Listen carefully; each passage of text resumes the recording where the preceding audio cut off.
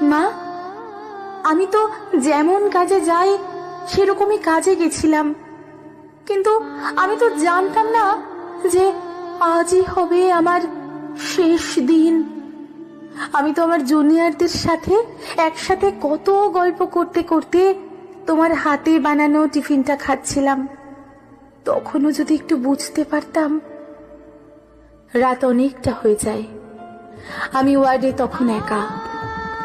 ওরা আমার সাথে, ছি মা, আমার খুব কষ্ট হচ্ছিল জানো তো।